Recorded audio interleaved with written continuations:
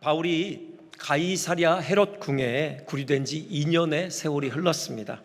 총독 벨릭스가 바울이 뻔히 무죄인 줄 알면서도 그 정치적인 이해관계 때문에, 그리고 혹시라도 뇌물을 얻고자 하는 탐욕적인 기대 때문에 바울을 마냥 붙잡아 두었죠.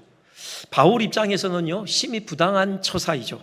억울하고 답답한 심정이 들 수도 있는 상황이었습니다. 물론 구금 상태에서도 일정 정도의 자유는 주어졌어요. 바울을 찾아오는 사람들의 출입이 허용됐죠. 그럼에도 평소에 바울의 그 사역의 스타일을 생각할 때요, 이 가이사랴 감옥에서의 2년은 참으로 아까운 시간이다, 그렇게 생각함직합니다. 2년이면요, 바울에게 2년이면은 한 도시를 넘어서서 한 권역을 변화시킬 수 있기에 충분한 시간이에요. 에베소에서의 사역을 보십시오. 그가 2년 남짓 에베소에서 사역할 때 에베소뿐만이 아니라 소아시아 전역에 영적인 지각 변동이 일어나는 그런 역사가 있었거든요. 그런데 이렇게 2년 동안이나 그 몸이 한 곳에 묶여 있었어야 했으니 얼마나 답답하고 시간 낭비라는 생각이 들지 않았을까 생각이 드는데요, 그럼에도 우리가 기억해야 될 사실이 있습니다. 우리 주님께서는요, 결코 실수가 없으신 분이라는 사실이에요. 주님께서 하시는 일에는 결코 차착이 없습니다. 주님께서 바울에게 2년의 구금 생활을 허락하셨다, 그건 분명히 그만한 이유가 있다라는 것입니다. 결코 낭비가 아니라는 것이죠. 우리가 그 이유를 다 헤아릴 수는 없지만 얼른 생각해 볼 수 있는 한 가지 이유는요, 바울에게 쉼을 주시는 것이죠. 지금까지 바울이 참 쉼없이 달려왔어요. 바울은 정말 일 중독자처럼 그렇게 사역에 매진했습니다. 처음 선교 여행을 시작할 때요, 그 밤빌리아 버가에서 풍토병이 걸렸잖아요. 크게 고통했죠. 오죽했으면 마가가 그 길로 집으로 도망쳤겠습니까? 근데 그 병약한 몸을 이끌고요, 그가 그 험악하기로 소문난 타우루스 산맥을 넘어가잖아요. 비시디아 안디옥에 도착하죠. 그것으로 인해서 갈라디아의 교회가 개척되는 것입니다. 루스드라에서 돌에 맞았어요. 의식을 잃고 쓰러졌죠. 사람들이 죽은 줄 알고 짐승처럼 끌어다가 성 밖에 내던졌어요. 의식을 회복하고 그 자리에서 일어나요. 어떻게 합니까? 그날 밤에 루스드라에서 잠깐 밤을 보내고요, 그 다음날 다시 복음 들고 옆 동네 배가로 움직이는 거죠. 더배로 움직이는 거죠. 에베소에서도 마찬가지입니다. 에베소에서 아침 저녁으로 천막 깁는 일을 했잖아요. 그리고 오전 11시부터 오후 4시까지 남들 다 잠들어 있는 낮잠 시간에요, 두란노 소원에서 말씀을 강론하는 일을 했습니다. 참 바쁘게 분주하게 잠시도 쉬지 않고 끊임없이 복음을 위해서 달려간 그의 삶이었죠. 그러니 그의 몸이 온전했겠습니까? 그가 고백하기를 나는 내 몸에 그리스도의 고난의 흔적을 지녔다, 그런 고백을 하잖아요. 그래서 바울에게 쉼을 허락하시는 것이죠. 그렇게라도 쉬게 하시는 것입니다. 숨을 돌리게 하시는 것이에요. 아직요, 바울에게 남겨진 미션이 있습니다. 바로 로마 선교요. 물론 로마에 이미 복음이 들어갔지만, 하지만 바울이 그 땅에 서서 교회를 견고하게 세우는 그 사역을 감당해야 했거든요.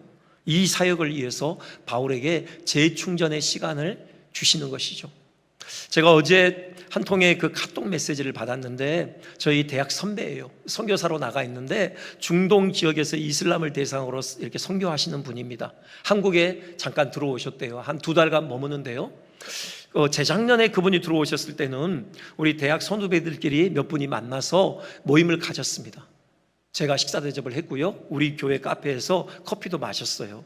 이제 그 카톡의 내용에 그런 글이 이렇게 쓰여 있는 거예요. 이번에는 아무도 만나지 않겠다라는 거죠. 그냥 고향에서 조용히 지낼 예정이라고 합니다. 속사람을 강건하게 하는 일에 초점을 맞추려고 한대요. 말씀과 기도로 내면을 강건하게 하고 다음 사역을 준비하는 시간을 갖겠다, 그런 소회를 나눴습니다. 지금까지 매진하던 사역을 정리하고 다음 스텝을 준비하는 과정이라고 해요. 새로이 하나님의 인도하심을 구하는 것이죠. 바로 이것입니다. 하나님께서 바울을 다음 스텝으로 옮기시기 위해서 잠시 숨을 고르게 하시는 것이죠. 다시 말씀드리지만요, 하나님께서는 결코 실수가 없으십니다. 하나님의 인도하심에는 결코 차착이 없어요. 혹시 우리 중에 예상치 못한 난관에 부딪혀 계신 분이 계십니까? 손과 발이 다 묶여 아무것도 할 수 없는 암담한 상황에 처해 계십니까? 뜻하지 않는 질병으로 지금까지의 일상을 부득이하게 내려놓아야만 하고, 또 오래 몸담고 있던 직장에서 해고되어 내 의지와 상관없이 쉴 수밖에 없는 그런 상황에 처해 계십니까? 우리 눈을 열어서요, 하나님을 바라봅시다. 우리 인생은요, 궁극적으로 우리의 것이 아니잖아요. 하나님의 것이에요. 하나님의 손에 우리 인생이 붙들려 있는 것입니다. 하나님께서요, 우리의 발걸음을 인도해 가셔요. 그게 잠언 16장 9절의 선포입니다. 사람이 마음으로 자기의 길을 계획할지라도 그의 걸음을 인도하시는 여호와 하나님이신 것이죠. 너무 조급해하지 맙시다. 우리 인생의 성공의 지표가 뭡니까? 우리의 계획을 완성하는 것입니까? 사람들이 박수를 칠 만큼 무슨 대단한 업적을 남기는 것입니까? 아니잖아요. 하나님께서 우리 인생을 통하여 이루시고자 하시는 그 뜻이 이루어지는 것입니다. 그것이 남들 눈에는요, 화려하게 보이지 않아도, 무슨 괄목할 만한 업적이 아니더라도 하나님의 선하신 뜻이 우리의 삶에 오롯이 펼쳐지면 되는 것입니다. 즉 하나님께서 나를 통해 기뻐하시면 되는 것이에요. 그것이 성공적인 인생인 것입니다. 그 하나님의 선하신 손에 우리의 삶을 내어 맡깁시다. 그리고 우리 하나님께 집중합시다. 말씀과 기도로 하나님과 신령한 교통을 나눕시다. 그럴 때 하나님께서 우리의 발걸음을 선히 인도하셔서 마침내 우리 삶에 하나님의 뜻이 오롯이 펼쳐지게 하실 것입니다. 하나님께서 영광을 받으시는 복된 삶이 되게 하실 것이에요. 자, 벨릭스를 이어서요, 그 후임으로 베스도가 유대 총독으로 부임했죠. 부임하자마자 그가 짐을 바로 풀어놓고 예루살렘으로 올라갑니다. 총독의 관저가 가이사랴에 있지만 그래도 유대의 중심지는 예루살렘 아닙니까? 민심과 정세를 살피기 위해서는 예루살렘을 방문해야만 했던 것이죠. 그리고 유대 사회의 지도자들인 사내들인 공회원들과 상견례를 갖는 것은 당연한 수순이었습니다. 유대 지역을 성공적으로 관리하기 위해서는 그 지역의 토착 세력인 사내들인 공회원들과 원만한 관계를 유지하는 것, 이게 참으로 중요한 요소였던 거죠. 자, 이 첫 상견례에서요, 지금 유대 지도자들이 대뜸 바울의 문제를 꺼내든 것입니다. 바울을 예루살렘으로 좀 옮겨달라는 것이죠. 사내들인 공회의 재판정에 세워달라는 것입니다. 이렇게 그들이 요구할 수 있는 것은 지금 첫 상견례잖아요. 웬만하면은 이 토착 세력인 이 지도자들의 부탁을, 민원을 들어주게 돼 있는 것입니다. 지금 그 점을 이용했어요. 그런데 감사하게도 베스도가 이를 거절합니다. 하나님의 은혜죠. 바울을 살려주시고자 하시는 하나님의 그 손길이 거기에 함께 있는데요, 바울이 거절하고 대신 다른 대안을 제시하죠. 그러지 말고 나 지금 곧 가이사랴에 이제 내려가니까 함께 가자. 너희들이 바울이라는 사람에 대해서 고소할 내용이 있으면은 내 앞에서 얼마든지 고소할 수 있다. 이렇게 제안을 한 것입니다. 그래서 이들이 함께 내려가요. 벨릭스 이후에 2년 만에 다시 바울을 대상으로 한 재판이 열린 것입니다. 오늘은 이 재판의 과정에 대해서 한번 주목해 보겠습니다. 여기에 담겨 있는 우리를 향한 하나님의 교훈이 있을 것이에요. 먼저요, 이 재판에서 주목을 끄는 대목은 유대 지도자들의 바울을 향한 그 증오의 집요함입니다. 유대 지도자들이요, 바울을 얼마나 집요하게 미워했는가 하는 것을 볼 수 있어요. 2년의 세월이 지났잖아요. 그럼에도 이들의 바울을 향한 증오는 조금도 사그라지지 않았습니다.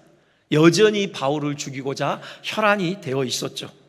이들이 베스도에게 바울을 예루살렘으로 옮겨달라 부탁하는 것은요, 그 진짜 목적은 재판에 있지 않았잖아요. 3절 뒷부분에 진짜 목적이 나오죠. 이는 길에 매복하였다가 그를 죽이고자 함이더라. 바울을 이송해 오는 길에 매복하였다가 그를 암살하려고 했던 것이죠. 2년 전에도요, 이들은 똑같은 일을 벌이려고 했습니다. 천부장 루시아에게 바울을 사내들인 공의 앞에 세워달라 요청하려고 했었죠. 그때도 재판이 목적이 아니었습니다. 중간에 바울을 낚아채서 죽이려고 했던 것이죠. 2년 동안요, 이들은 하나도 바뀌지 않았어요. 여전히 바울을 죽일 만큼 미워했고 또 바울을 죽이기 위해서 불법도 서슴지 않았던 것이죠. 누군가를 향한 미움이 우리 영혼에 미치는 파괴적인 해악이 어느 정도인지를 확인하게 되는 대목입니다.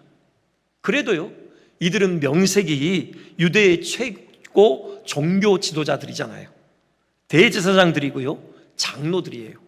이스라엘의 경건을 책임져야 할 자들이잖아요. 그런 면에서 누구보다도 그들 스스로 경건해야 될 자들이었습니다.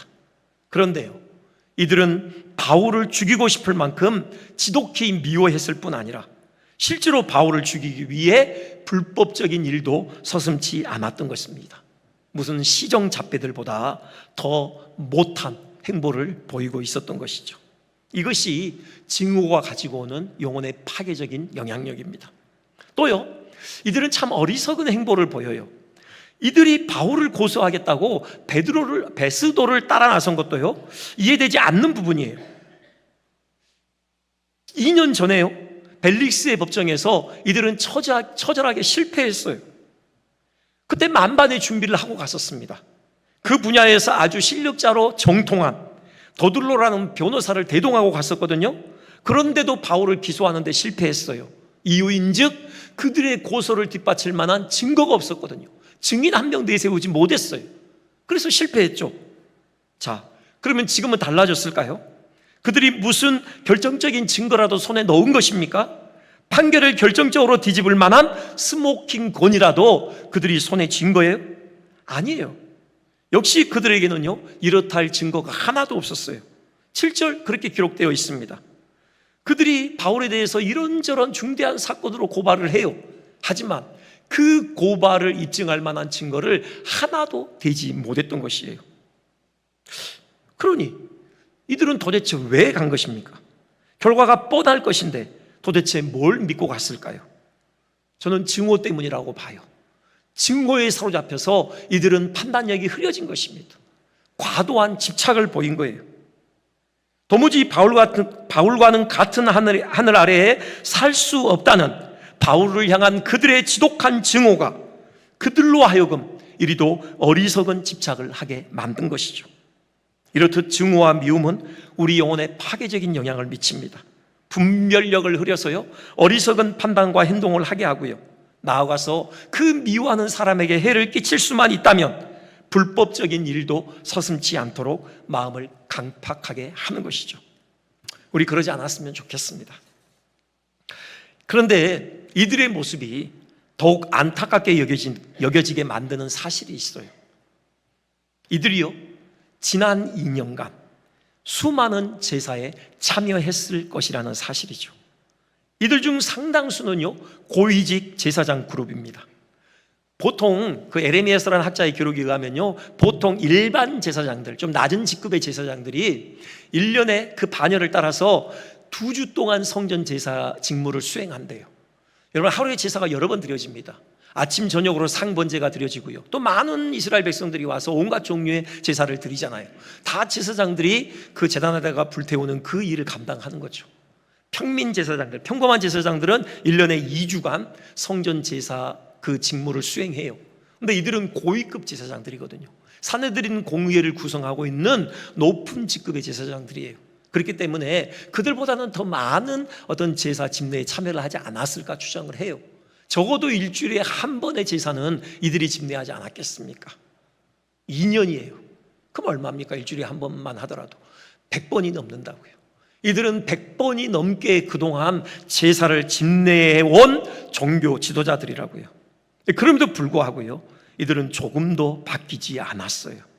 그 많은 제사가 이들의 영혼에 아무런 긍정적인 영향을 미치지 못했던 것입니다. 그게 의미하는 것은요, 이들이 드려왔던 제사는 순전히 습관을 따른 형식적인 종교 행위였을 뿐이라는 사실이에요. 하나님께서 기대하시는 참된 제사가 아니었다라는 거죠. 제사가 뭡니까? 오늘날로 치자면 예배죠. 여러분, 예배가 뭡니까? 하나님께 우리의 모든 것을 쳐서 복종시켜 드리는 것이죠. 온전한 헌신입니다. 여러분, 제사의 대표적인 제사 번제 아닙니까? 번제가 그런 의미를 가지고 있어요. 그 제물의 전체를 불태워 하나님께 올려드리는 것이죠. 완전한 헌신을 의미하는 것입니다. 여러분, 번제가 어떻게 드려지는지 아십니까? 제사자가요, 번제를 드리기 위해서 제물을 가지고 와요, 성전에. 그러면 먼저 하는 의식이 안수입니다. 그냥 살포시 손을 얻는 게 아니라요, 그의 무게중심을 그 짐승의 머리에 완전히 쏠리게 하는 것입니다. 그게 의미하는 것은 나와 이 제물을 일치시키는 것이에요. 동일시하는 것입니다. 이 짐승이 나를 대표하는 것이에요. 다음에 이루어지는 작업은요, 제사 드리는 자가 그 제물을 직접 잡게 돼 있어요. 칼을 가지고요, 그 목을 치는 것입니다. 그래서 피를 흘려요.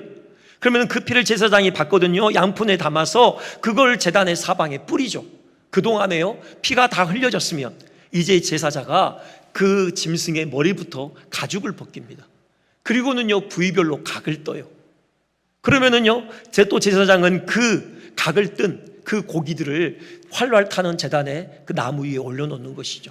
그동안에 제사장은요, 내장과 정강이를 물로 씻습니다. 그 물로 씻긴 내장과 정강이를 또 제사장이 여전히 제단 위에 올려놓는 것이죠. 그 가죽만 제사장에게 돌아가고 그 짐승의 머리부터 발끝까지 제단 위에 활활 타는 그 불과 함께 하나님께 향연으로 올려드리는 것이에요. 이것이 번제입니다. 뭘 의미하는 것입니까? 이 제물로 대표된 나 자신의 머리부터 발끝까지 하나님께 불태워 드린다라는 그런 의미가 있는 것이죠. 이것이 예배예요. 짐승의 목을 치고 가죽을 벗기고 각을 뜨고 내장을 씻어서 불태워 드리듯, 그렇게 하나님 앞에서, 하나님의 말씀 앞에서 나의 목을 치고 나의 사지와 오장육부를 쪼개워 불태워 드리는 것, 이것이 예배인 것입니다. 나의 심장을 하나님께 내어드리는 것, 이것이 예배예요. 여러분, 기독교의 신비는요, 그렇게 하나님 앞에서 나를 쳐서 복종시킬 때, 나를 죽일 때, 그때 비로소 참 생명으로 내가 살아나는 것입니다. 하나님의 생명으로 살아나는 것이에요. 하나님께 다 내어드린 비고 빈 심령에 하나님의 말씀과 하나님의 사랑과 하나님의 기쁨과 하나님의 생명과 하나님의 능력으로 충만하게 채우시는 것입니다. 나는 죽고 예수로 사는 그 복음의 신비를 비로소 경험하게 되는 순간이죠. 그러니 정말 우리가 진정으로 예배를 드렸다면 우리는 반드시 변화하게 되어 있는 것입니다. 여러분, 2년의 세월을 한번 돌아보십시오. 여러분, 지난 2년 동안 얼마나 많은 예배를 드리셨습니까? 일주일에 하루만 한 번 예배를 드렸다고 하더라도 이 제사장들처럼 100번이 넘는 예배를 드렸습니다. 여러분, 그 2년여의 그 예배 생활을 통해서 여러분, 우리의 삶에 얼마만큼의 변화와 성장의 열매가 맺혔습니까? 성장하지 않았다면, 변화하지 않았다면 우리는 진정한 예배를 드린 것이 아닙니다. 진정한 예배를 드렸다면 여러분, 반드시 변화하게 돼 있어요. 반드시 우리의 삶에는 성장의 흔적이, 그 예배를 하나님께 온전히 드린 그 예배자의 흔적이 남게 되어 있는 것입니다. 우리 그런 예배자 됐으면 좋겠고요, 우리 공동체가 그런 온전한 예배 공동체가 됐으면 좋겠습니다. 이곳에 나올 때마다, 하나님을 예배하고 돌아설 때마다 우리 마음에 하나님께서 합당치 않은 그런 누군가를 향한 그 미움, 그대로 가지고 가는 일이 없었으면 좋겠어요. 다 내려놓고 여러분, 우리 자신을 완전히 죽이고 오직 하나님의 생명과 능력과 기쁨으로 충만하게 채우고 우리가 예배당을 나섰으면 좋겠습니다. 그것이 능력이죠. 그런 은혜가 우리 모두에게 있으시기를 한 번 더 주님의 이름으로 축원드립니다. 이 재판에서 주목해볼 또 한 가지 지점은요, 바울의 청결한 삶이죠. 정직한 삶입니다. 이들이 2년 동안요, 바울을 향하여 마음에 칼을 갈았죠. 그러면서 어떻게든지 바울을 법적으로 올가맬 온갖 궁리를 했을 것입니다.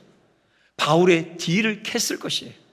바울이 뭔가 로마법에 저촉될 만한 범법 행위를 하지 않았을까? 바울의 뒤를 샅샅이 조사했을 것이에요. 그런데도 별 소득이 없었던 것이죠. 바울이요, 법적으로 정말 깨끗했어요. 결정적으로 엮어볼 만한 범법 행위가 도무지 바울의 삶의 궤적에서 발견되지 않았던 것이죠. 이를 보면서요, 다니엘이 떠올랐습니다.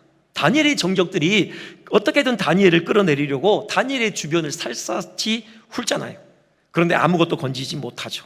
다니엘은 정말 깨끗했어요. 그 오랜 세월을 고위 공직에 있었음에도 법적으로 걸릴 만한 일이 단 하나도 없었던 것이죠. 요즘에 고위 공직자들을 임명하기 전에 그 후보자들의 자격 검증을 위한 청문회가 진행되었어요. 최근에 저도 그 청문회를 본 적이 있는데요. 청문회를 볼 때마다 머릿속에 떠오르는 속담이 하나 있습니다. 털어서 먼지 안 나는 사람 없다. 참 사람마다요, 그 살아온 삶의 궤적에 있어서 흠이 없는 사람이 없더라고요. 법적으로 하자가 없는 사람이 없습니다. 그런데 다니엘도 그렇고 바울도 그렇고 그들의 삶의 궤적에는요, 사회적으로 문제가 될 만한 흠이 없었던 것입니다. 물론 거룩하신 하나님의 법정에서야 바울도 어쩔 수 없는 죄인일 수밖에 없죠. 그가 스스로 고백하잖아요. 나는 죄인 중에 괴수더라고요. 하나님의 거룩하신 빛 앞에서 바울 역시 사망의 부패한 악취를 가득 풍기는 죄인일 수밖에 없습니다. 하나님의 법정에서 의롭다함을 얻기 위해서는 오직 예수 그리스도의 의만을 전적으로 의지할 수밖에 없는 죄인이죠. 하지만 사회 법정에서만큼은 아무도 그를 정죄할 수가 없었습니다. 사내들인 공의의 재판의 과정을 내내 지켜본 천부장 루시아도 바울의 무죄를 인정했고요. 본인이 직접 재판을 주재했던 벨릭스와 베스도도 바울의 무죄를 인정하지 않을 수 없었던 것이죠. 오늘날 교회가 사회적인 공신력을 회복하기 위해서는 바로 절실히 필요한 것이 이것이죠. 의롭고 깨끗한 삶을 사는 것입니다. 불이나 불법을 행하지 않는 것이죠. 누구보다도 우리 그리스도인들이, 우리 교회가 도덕적인 삶을 사는 것입니다. 사실요, 그리스도인의 도덕성은요, 세상의 상식적인 수준을 넘어서는 것이어야 해요. 우리는요, 단지 법적인 제재가 두려워서 부득이하게 법을 지키는 존재가 아닙니다. 혹은 사람들이 보는 눈이 있어서 체면 때문에 어쩔 수 없이 도덕을 행하는 자들이 아니에요. 우리 그리스도인은요, 사람들의 시선과 상관없이 양심에 따라 정직하게 살기 위해 예를 쓰는 존재입니다. 왜요? 주님 때문이죠. 주님을 믿기 때문입니다. 우리 주님께서 언제나 우리와 함께 계시고 늘 우리를 지켜보신다는 사실을 우리는 믿기 때문이죠. 한 고아원에서 있었던 일이에요. 혹시 들어보셨는지 모르겠는데요, 가톨릭이 운영하는 그런 고아원이었기 때문에 원장이 신부님이었죠. 그 학생들 중에 조금 발달 장애를 조금 가지고 있는 학생이 있었어요. 다른 아이들의 눈에 보기에는 이 신부님이 유독 그 아이를 총애하는 듯이 보였어요. 불만이었죠. 하루는 의기투합해서 이 원장 신부님에게 불만을 터뜨립니다. 왜 그 아이만 더 예뻐하십니까? 그러자 이 신부님이 과제를 내주잖아요. 그 살아있는 새를 이들의 손에 안겨주면서요, 아무도 보지 않는 곳에서 이거 죽여가지고 와라 그래요. 다들 달려나갔죠. 얼마 지나지 않아서 학생들이 하나둘 돌아와서 의기양양하게 죽은 새를 원장 신부님에게 보여줬어요. 그런데 한참이 지나도요, 그 이슈가 되었던 학생이 돌아오지 않는 것입니다. 마침내 원장 신부와 학생들이 그 학생을 찾아 나섰어요. 숲속 어귀에서 살아있는 새를 안고 서 있는 학생을 발견했죠. 신부님이 물어요. 다른 학생들을 새를 죽이고 돌아오라는 문제를 해결했는데 너는 왜 아직까지 새를 죽이지 못한 것이니? 학생이 대답합니다. 신부님께서 분명히 이 새를 아무도 보지 않는 곳에 가서 죽이라 하셨지만 저는 도무지 아무도 보지 않는 곳을 찾을 수 없었습니다. 모두들 의아한 표정을 지었고요, 신부님이 그 이유를 물어요. 그게 무슨 말이니? 학생이 대답하죠. 나무 뒤에 숨어 새를 죽이려고 해도 하나님께서 보고 계셨고요, 바위 틈에 숨어 새를 죽이려고 해도 역시 하나님께서 보고 계셨습니다. 이 세상 어디에도 하나님께서 계시지 않는 곳이 없는 것 같습니다. 여러분, 그래요. 어디서든 하나님께서 우리와 함께 하십니다. 우리를 지켜보고 계셔요. 우리는 그 사실을 분명히 믿기에, 그렇기에 그 하나님 앞에서 정직하고 깨끗하게 살려고 예를 쓰는 것이죠. 하나님께서 우리를 벌하실까 두려워서가 아니에요. 하나님께 실망을 안겨드리고 싶지 않아서입니다. 하나님의 마음에 조금이라도 불편을 드리고 싶지 않아서예요. 우리 주님께서 나를 거룩하게 하시기 위해서 십자가에서 처절하게 피 흘려 죽은 것을 알고 있기 때문이죠. 나에 대한 그 주님의 기대는 온전한 거룩한 삶이라는 것을 알기 때문에 그 주님께 실망을 안겨드리고 싶지 않아서, 그 주님의 희생이 헛되이 되게 하고 싶지 않아서 우리는 거룩한 삶을 살기에 애를 쓰는 것입니다. 그리고 혹시라도 내가 불의를 행하면 그것 때문에 주님의 임재가 느껴지지 않을까 봐, 주님과의 그 친밀한 교통에서 멀어질까 봐, 그것이 두려운 것이죠. 단 한순간도 나를 향하여 비치시는 주님의 그 선하신 얼굴빛을 놓치고 싶지가 않은 것입니다. 그래서 어떻게든지 그 주님 앞에 정직하고 성결하게 살려고 예를 쓰는 것이죠. 이것이 우리 그리스도인의 실존입니다. 그러니 그리스도인의 도덕은 세상의 상식을 넘어서는 것일 수밖에 없는 것이에요. 우리 각 사람이 그랬으면 좋겠습니다. 우리 가정이 그런 거룩한 공동체였으면 좋겠어요. 우리 교회가 그렇게 거룩한 공동체였으면 좋겠습니다. 세상에 공신력을 회복하는데 뭔가 중요한 기여를 하는 그런 우리 교회 됐으면 좋겠어요. 그럴 때 우리가 증거하는 복음에 힘이 실릴 것입니다. 마지막으로 생각해 볼 대목은 이 재판 중에 바울이 가이사에게 상소를 한 부분이에요. 12절 끝에 바울이 직접 그 의사를 밝히죠. 내가 가이사께 상소하노라. 로마 시민에게는요, 그 지방 법원의 재판의 결과라든지 재판의 과정이 마음에 들지 않으면은 최고의 재판정인 로마 황제의 직속 재판정에 상소할 수 있었어요. 그러니까 황제의 직속 재판정에서는 그 비교적 공정하게 재판이 진행됐다고 합니다. 지금 바울이 로마 시민권자로서 그 권리를 행사하고 있는 것이죠. 그런데요, 지금 바울이 가이사에게 상소한 것은 단지 공정한 재판을 받고자 한 말은 아니었어요. 그보다 더 중요한 의미가 그 안에 담겨 있습니다. 드디어 로마로 어떻게 가는지 그 방식이 구체화된 것입니다. 그러니까 바울이 가이사에게 상소할 때요, 그는 분명히 로마 선교를 마음에 염두하고 있었을 것이에요. 바울이요, 2년 동안 헤롯 궁에 억울하게 갇혀 있으면서 가장 많이 생각했던 주제가 뭘까? 저는 이 로마 선교라는 생각을 해봅니다. 그는 이미 3차 전도 여행 때 에베소에서부터 로마 선교에 대한 비전을 마음에 품었어요. 자기 스스로 품은 게 아니라요, 분명히 주님께서 주신 비전이었죠. 2년 전에요, 그 예루살렘에서 체포되어서 안토니아 요새에서 첫날 밤을 보낼 때, 그때 주님께서 그 곁에 서셨어요. 그리고는 이 로마 선교에 대한 비전을 다시금 확증해 주시죠. 사도행전 23장 11절 그러시잖아요. 네가 예루살렘에서 나의 일을 증언한 것 같이 로마에서도 증언하여야 하리라. 그날 밤 바울이 이 말씀을 어떻게 받아들였을까요? 주님께서 나를 죄수의 몸으로 로마에 보내시려나 하고 생각했을까요? 아니면 로마로 보내시기 위해 곧 자유의 몸이 되게 하시겠구나, 그렇게 기대했을까요? 저는 그때까지만 해도 후자가 아니었을까 생각을 해요.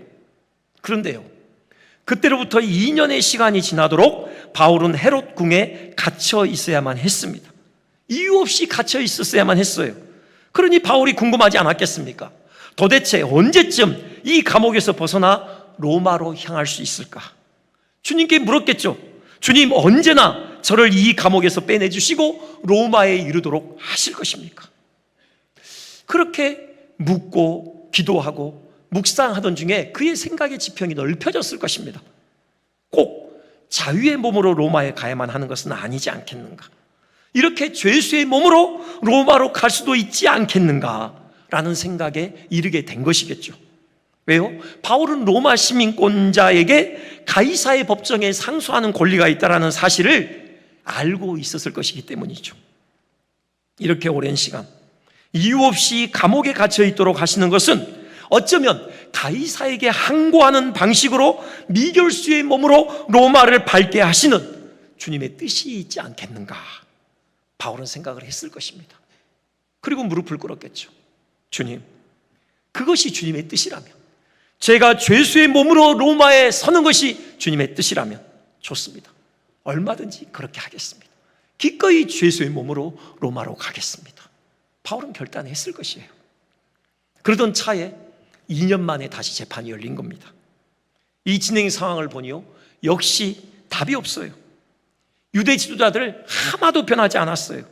여전히 자기를 향하여 그 지독한 증오를 가지고 죽일 듯이 달려드는 것입니다. 베스도요, 그에게도 기대할 것이 없기는 마찬가지죠. 그도 분명 바울이 무죄인 것을 알아요. 그 재판을 지켜본 누구나 바울이 무죄라는 것을 알 수밖에 없죠.